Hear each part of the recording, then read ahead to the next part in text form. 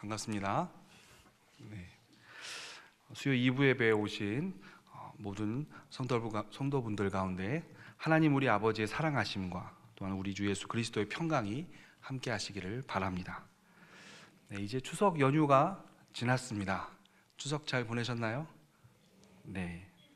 그리고 이제 3주 뒤면 2025 가을 행복 축제가 있게 됩니다. 추석 전에 우리가 개인적으로 그리고 가정교회에서 작정했던 태신자들의 명단이 제가 볼 때는 오른쪽 이제 들어오시는 방향에서는 이제 왼쪽에 큰 현수막으로 걸려 있습니다. 보셨나요? 네, 바뀌었습니다. 네, 바뀌었습니다. 네.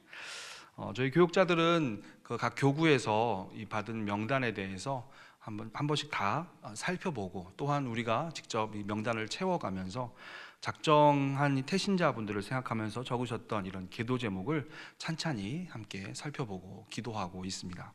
그 가운데는 부모님을 위해서 기도하시거나 또한 장인어른 장모님, 시아버지 시어머니를 위해서 기도하는 분들도 계셨습니다. 또한 자녀들, 특별히 중학교 때까지 혹은 고등학교 때까지는 열심히 다녔지만 20살이 되면서부터 교회에서 멀어지기 시작하더니 이제는 마음으로 하나님을 믿는다고 말은 하지만 주일에 신앙생활을 하지 않는 그런 자녀들을 위해서 기도하시는 많은 분들의 기도를 볼 수가 있었습니다. 또한 오랫동안 함께했던 혹은 알고 있었던 친구들을 위해서, 또한 이웃과 친척들을 위해서, 회사 동료들의 구원을 위해서 기도 제목을 적고 그들을 위해서 기도하겠노라고 작정한 작정자들의 명단을 살펴볼 수가 있었습니다. 이렇게 작정한 태신자 중에서 어떤 이름들은 멀리 계시거나 혹은 아주 가까이 있는 사이는 아니어서 가끔 찾아뵙던지 아니면 큰맘 먹고 연락을 해서 만나는 분들이 있는가 하면, 또는 어떤 이름들은 가까이 살고 있거나 혹은 매일 만나는 가족 혹은 동료여서 언제든지 만나고 매일 이야기하는 그런 분들이 있으시죠. 이 두 종류의 사람들 중에서 어떤 분들에게 행복 축제에 대한 말을 꺼내기가 어려우십니까? 어떤 분이 어려우신가요? 어쩌면 가까운 분들이 좀 더 어렵게 느껴질 수도 있겠습니다. 매일 마주치고 매일 이야기를 하기 때문에 그들의 내면 가운데 어쩌면 하나님에 대한 관심이나 흥미, 어떤 간절함을 우리가 보기에는 찾기 힘들다라는 생각을, 이제 그런 것들을 우리가 너무나도 잘 알고 있기 때문에, 그래서 하나님께서 분명히 그 하나님이 때 역사하시고 인도하실 것을 믿고 있지만, 하지만 매번 교회에 가자고 이야기를 하거나 매번 행복 축제 때마다 태신자 이름을 작정할 때 그 이름을 적고 또 그들의 기분이 좋을 때를 찾다가 행복축제 함께 가자고 이야기를 꺼내는 일이 마음에 큰 부담으로 다가와서는 어느덧 기도만 하고 더 이상 교회에 초대하거나 하나님에 대한 이야기를 하지는 않은 채 막막한 소망으로만 하나님께 그들의 영혼을 맡긴 이런 분들이 행복축제에 대해서 말 꺼내기가 더 어려울 수도 있습니다. 또 이런 분들에게 말을 꺼내기가 어려운 또 다른 이유는 아마도 이런 분들의 교회에 대한 반응이 다시 또 냉담할 것 같기 때문일 수 있죠. 그 영혼이 교회에 와서 뭔가 신앙생활을 할 수 있을 것 같다, 이런 예상이 혹은 상상이, 그림이 그려지지 않기 때문에, 즉 우리 안에서 그런 소망이 없어졌기 때문에 이런 과정들이 어렵게 다가올 수도 있겠습니다. 자, 그렇다면 어떻게 해야 될까요? 나의 부모님을, 나의 형제, 자매를, 나의 자녀들을, 나의 친한 친구들을 그렇게 신앙이 없어 보이는 그러한 상태로, 불신자와 다름없어 보이는 그런 상태로 그대로 두어야 하는 걸까요? 아니면 또다시 실패할 것 같은 그 소망을 또다시 마음에 품어야 하는 것입니까? 오늘 말씀을 통해서 우리는 이 부분을 함께 생각해 보는 시간을 가졌으면 좋겠습니다. 오늘 말씀은 예수님께서 십자가에서 죽으시고 대략 50일 후에 오순절에 성령께서 성도들에게 처음으로 강림하셨던 날에 일어났던 일입니다. 제자들은 성령 가운데서 여러 방언으로 하나님의 큰 일을 선포하였죠. 그리고 그 모습을 본 여러 지방에서 온 유대인들이 이 어찌 된 일이냐 하면서 놀라고 당황했었습니다. 이렇게 당황한 유대인들에게 베드로가 나서서 구약의 여러 말씀들을 들면서 예수가 그리스도이심을 증거하게 되었죠. 그리고 36절을 보시면 너희가 죽였던 그 예수를 하나님이 주와 그리스도가 되게 하셨다라고 증언하게 됩니다. 이렇게 성령 가운데서 주 예수 그리스도를 증거하는 이 베드로의 설교를 통해서 유대인들은 마음에 찔려하고 자책감에 어찌할 바를 모르는 그런 상태가 되게 되죠. 우리 37절 말씀 다시 한번 읽어보겠습니다. 그들이 이 말을 듣고 마음에 찔려 베드로와 다른 사도들에게 물어 이르되 형제들아 우리가 어찌할꼬 하거늘. 근데 우리가 생각해 볼 것은 지금 마음이 찔려하고 우리가 어찌할꼬 하면서 우왕좌왕하는 이 유대인들은 불과 50일 전만 해도 그 6월절 명절 때만 해도 예수를 십자가에 못 박으라 라고 분노에 차서 고함을 질렀던 바로 그 유대인들이었다는 사실입니다. 그 50일 전만 해도 예수와 함께한 그 베드로에게도 너도 그 도당이라 하면서 죽일 듯이 대적했던 바로 그 유대인들이었습니다.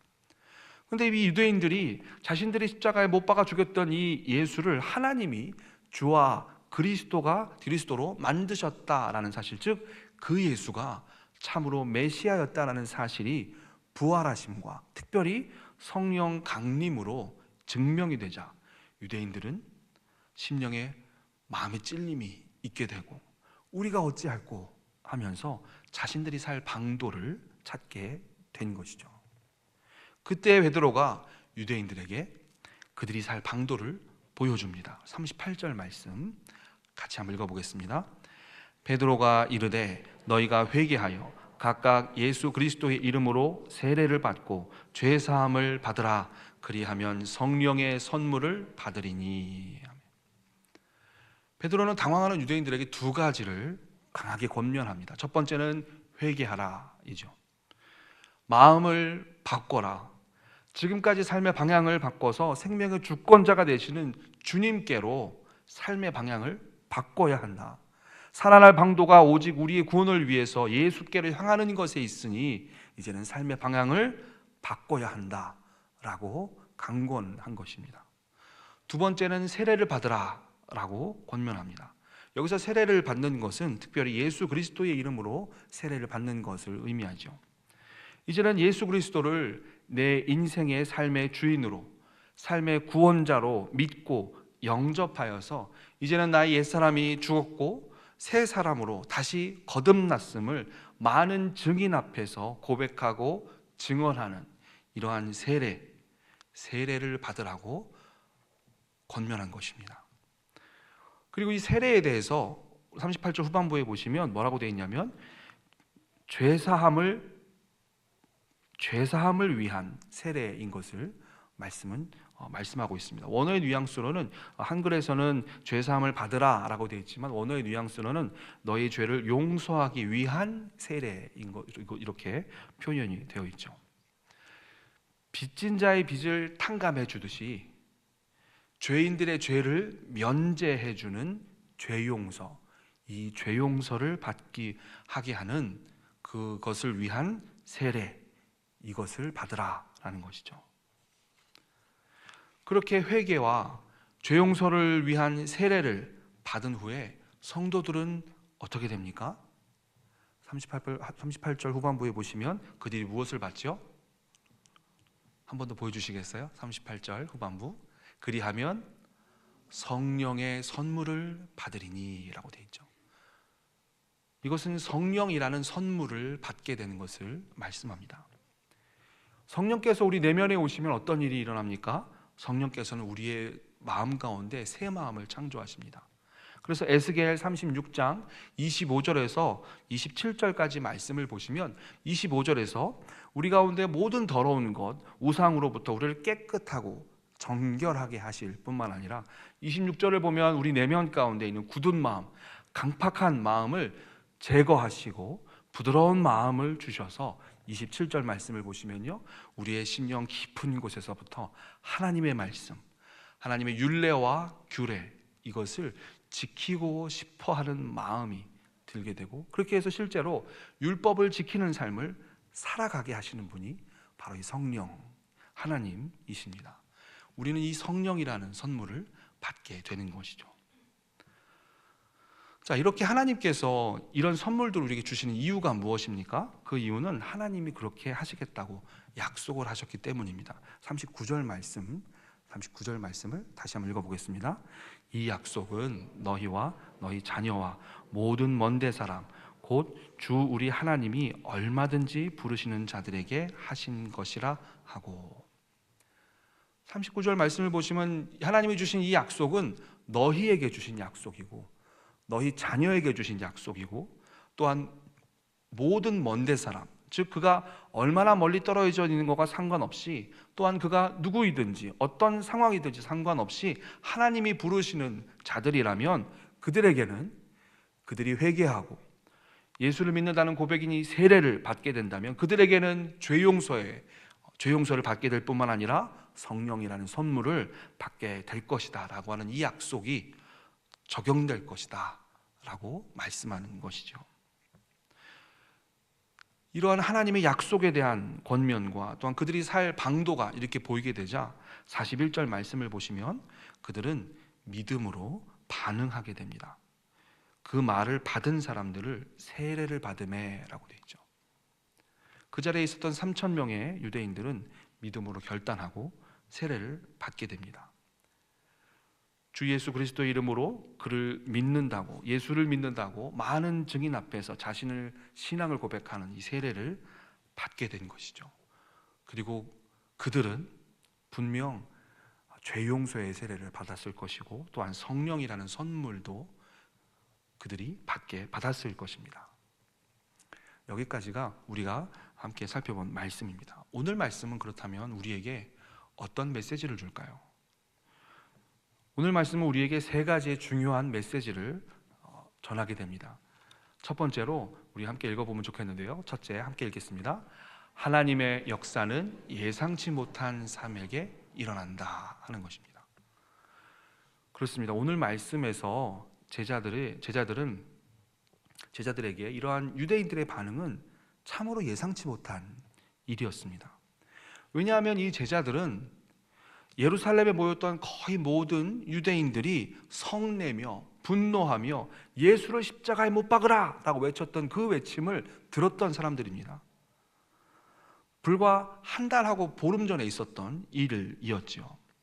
그렇게 예수님을 싫어했던 자신의 동족들이, 이 유대인들이 예수로 인하여서 마음이 찔려하고 우리가 어찌할꼬 라고 되물어오는 상황은 사실 상상도 못했던 상황이었을 것입니다.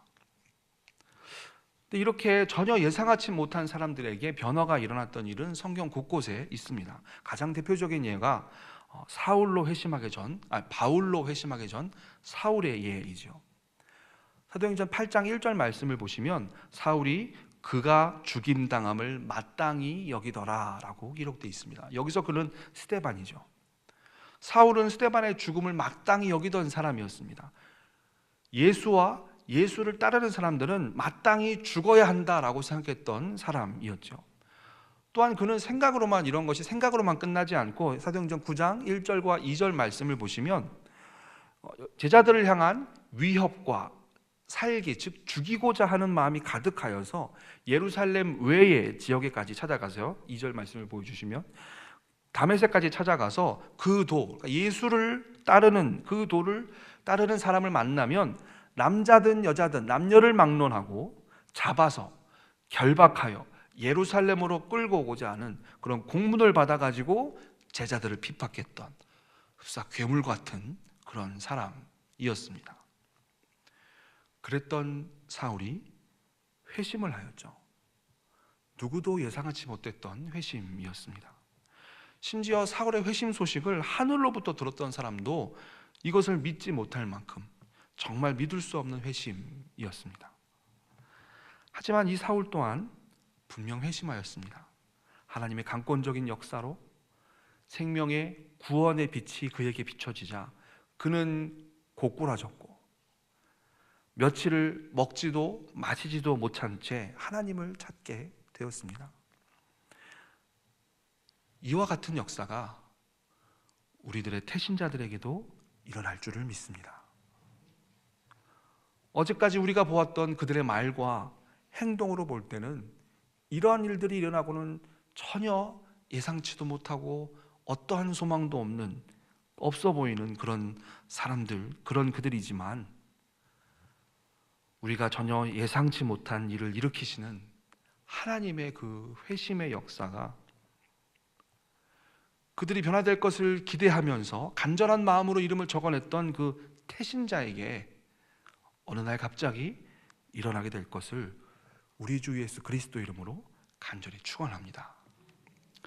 두 번째로 오늘 본문의 말씀을 통해서 우리가 함께 살펴볼 것은요, 둘째, 우리 함께 읽어보겠습니다.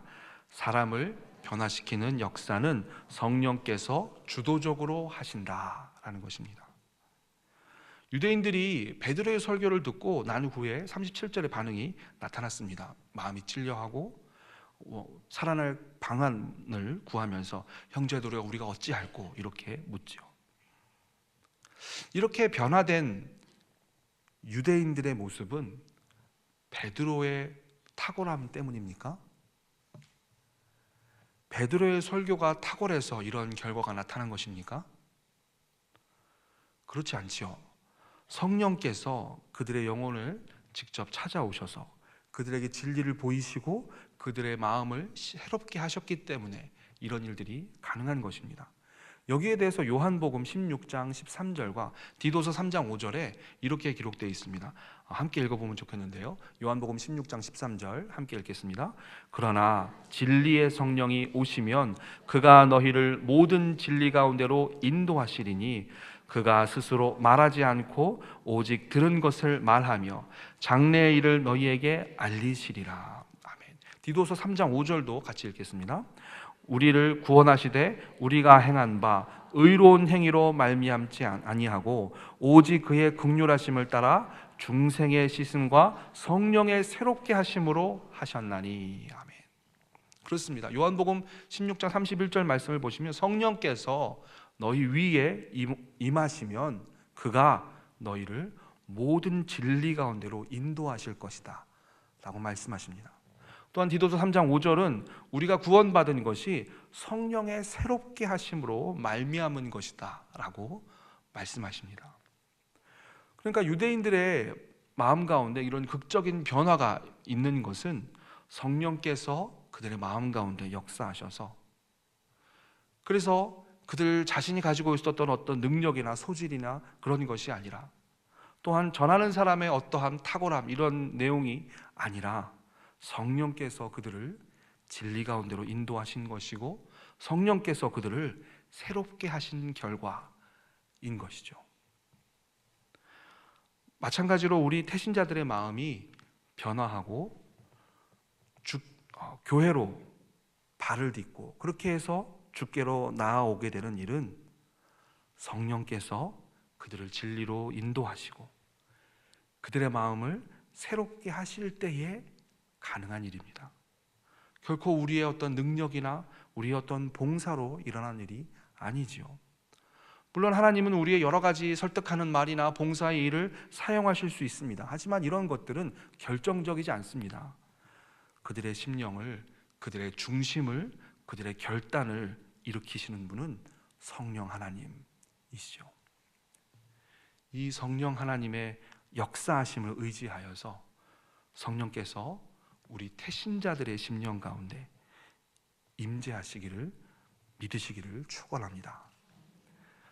마지막 셋째로 성령께서 임재하실 때 어떤 일이 일어나는지 셋째 함께 읽겠습니다. 그들이 믿음으로 반응할 것이다 라는 것이죠. 이처럼 성령께서 역사하실 때 그들은 반응하게 될 것입니다. 그들의 심령이 그들의 구원을 위해서, 자신의 구원을 위해서 하나님께로 움직이고 걸어가게 되는 역사가 일어나게 될 것입니다. 하나님께서 주시는 그 구원의 선물을 받고자 하는 마음이, 그 마음에 꿈틀대는 마음이 그 마음 가운데서 일어나게 될 것입니다. 그래서 그러한 믿음의 반응들은 분명 세례로 연결되게 되죠.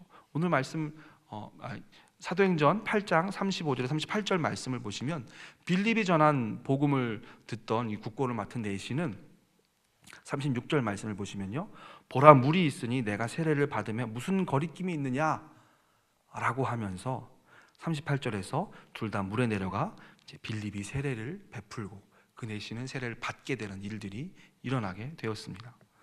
또한 사도행전 9장 17절에서 19절 말씀을 볼 때도 바울이 다메섹 도상에서 주님을 만나고 아나니아를 통해서 성령 충만이 선포되었을 때 그가 어떻게 되었습니까? 18절 말씀을 보시면요, 사울의 눈에서 비닐 같은 것이 벗어지고 다시 보게 되자 그 사울이 어떻게 반응했습니까? 일어나서 세례를 받게 됩니다. 오늘 말씀에서도 성령의 역사로 마음의 찔림을 받은 유대인들은 베드로의 구원 초청의 말씀을 듣고 예수를 믿고 믿음의 세례를 받게 되죠. 우리 40절 41절 말씀, 40절 41절 말씀 다시 한번 읽어보겠습니다. 또 여러 말로 확증하여 권하여 이르되 너희가 이 패역한 세대에서 구원을 받으라 하니 그 말을 받은 사람들은 세례를 받음에 이날의 신도의 수가 3,000이나 더하더라. 아멘. 언젠가 그때가 오면 우리의 태신자들 가운데서도 이러한 믿음의 반응이 있게 될 것입니다. 마음속에 말할 수 없는 감동으로 자발적으로 예수를 믿는다라고 하는 이 징표인 세례를 받고 많은 증인 앞에서 자신의 신앙을 고백하는 일이 있게 될 것입니다. 이러한 믿음의 반응이 그들 가운데 있게 될 것입니다. 언젠가 이날이 오게 될 것을 믿으시기를 우리 주 예수 그리스도 이름으로 간절히 축원합니다. 주께 사랑하시는 와우리 교회 성도 여러분, 우리가 말씀 가운데 보았던 이런 많은 이들은 다 겉으로 보기에는 복음을 받아들일 것 같지 않은 사람들이었습니다. 그러나 성령께서 이끄시어서 그들 마음 가운데 복음이 비춰지고 진리의 감화가 나타나자 그들은 믿음으로 반응했습니다. 우리들의 태신자에게도 그러한 이끄심이 있지 않겠습니까? 하나님이 그들에게도 강권적인 회심의 빛을 비추시는 날이 오지 않겠습니까? 그로 말미암아서 그들이 성령의 능력으로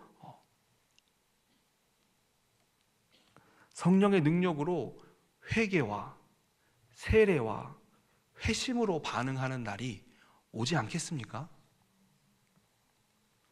그래도 내가 작정한 태신자에게는 이러한 일이 일어나지 않을 것 같은 그런 믿음 없는 마음이 들고 또한 그런 소망 없는 말들이 나온다면, 그렇다면 그때는 우리가 우리 자신을 위해서 기도해야 합니다. 우리에게 믿음을 달라고, 우리에게 소망을 달라고, 더 이상 낙심하지 않고 그들의 겉모습을 보고 그들을 포기하지 않고 하나님께서 그들 가운데 역사하실 것을 믿는 믿음 달라고 기도하셔야 될 것입니다. 하나님께서 하시면 달라질 수 있습니다. 하나님의 역사가 일어나게 될 것입니다. 이 부분을 놓고 우리 함께 찬양하고 기도하도록 하겠습니다.